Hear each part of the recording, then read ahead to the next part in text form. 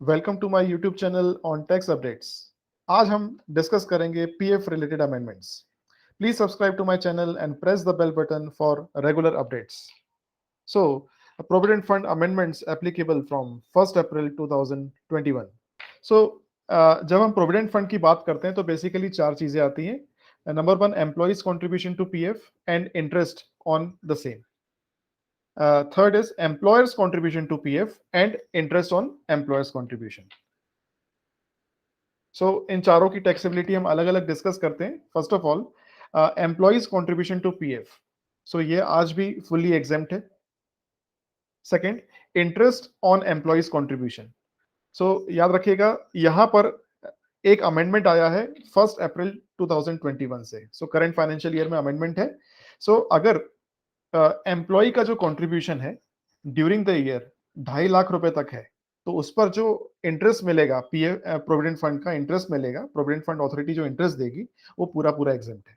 लेकिन अगर एम्प्लॉय का contribution during the year 2.5 lakh रुपए से ज्यादा है, से फॉर एग्जांपल 3 लाख रुपए का कंट्रीब्यूशन है एम्प्लॉय का, सो 2.5 लाख के ऊपर जो 50,000 रुपए का जो एम्प्लॉय का कंट्रीब्यूशन है, उस पर जो इंटरेस्ट पीएफ अथॉरिटी पे करेगी वो टैक्सेबल है। So it is taxable as income from other sources. अब बात ये आती है कि ये कब टैक्सेबल होगा। So what is the point of taxation. So ये दो तरीके से टैक्सेबिलिटी हो सकती है, गवर्नमेंट डिसाइड कर सकती है। पहला है at the time of withdrawal, कि जब इंटरेस्ट प्रोविडेंट फंड का अमाउंट प्लस इंटरेस्ट जो अमाउंट विड्रॉ करेगा एम्प्लॉय, सो उस समय टैक्सेबल किया जाए इस इंटरेस्ट को। And second, year on year हर साल जो इंटरेस्ट मिल रहा है, उस 50,000 का जो इंटरेस्ट मिल रहा है वो टैक्सेबल किया जाए। सो एज ऑफ नाउ अगर मैं इनकम टैक्स एक्ट की या रूल की बात करूं तो यहाँ पर कहीं पर भी कुछ लिखा हुआ नहीं है, कोई नोटिफिकेशन भी नहीं आया है, कुछ क्लैरिटी नहीं आई है। सो हमारी समझ से ये टैक्सेबल होना चाहिए eight the time of withdrawal, और वही मैंने आपको रेड मार्क करके लिखा हुआ है। नेक्स्ट इज कि ये रिस्पॉन्सिबिलिटी किसकी है, कि अगर ये टैक्सेबल है तो टीडीएस इस पे कटना चाहिए। सो कौन टीडीएस काटेगा। सो टीडीएस काटने की जिम्मेदारी प्रोविडेंट फंड अथॉरिटीज की है। सो वो टीडीएस काटेंगे, वो अपने आप फॉर्म 16A में दिखना चालू हो जाएगा। याद रखिएगा, यहाँ पर एम्प्लॉयर की कोई रिस्पॉन्सिबिलिटी नहीं है टीडीएस काटने की, इंटरेस्ट ऑन एम्प्लॉयज कॉन्ट्रीब्यूशन पर।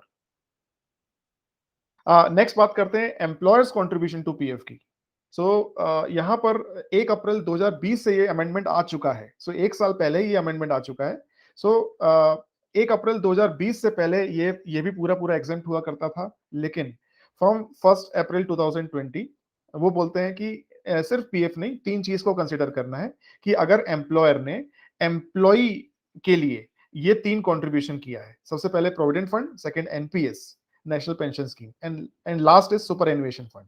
सो इन तीनों को मिलाकर, एक या दो या तीनों मिलाकर, अगर एम्प्लॉयर का कंट्रीब्यूशन 7.5 लाख रुपए तक है तो वो एग्जेम्प्ट है। लेकिन अगर 7.5 लाख रुपए के ऊपर अगर कंट्रीब्यूशन है एम्प्लॉयर का तो वो टैक्सेबल हो जाएगा।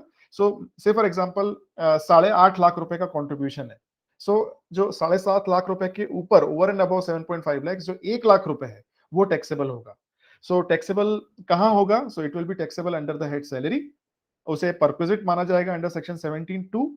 और अगर ये सैलरी की तरह टैक्सेबल होगा तो यहाँ पर रिस्पॉन्सिबिलिटी एम्प्लॉयर की आ जाती है कि वो उसे फॉर्म 16 में दिखाए।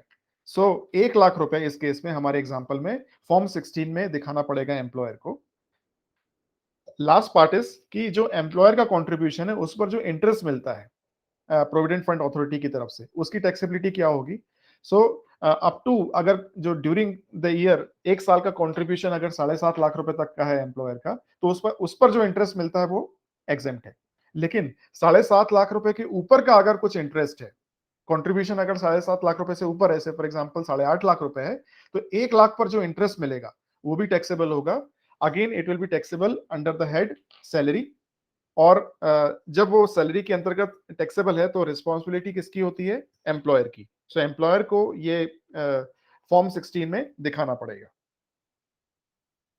Thank you so much, thank you so much everyone for your for your patience hearing.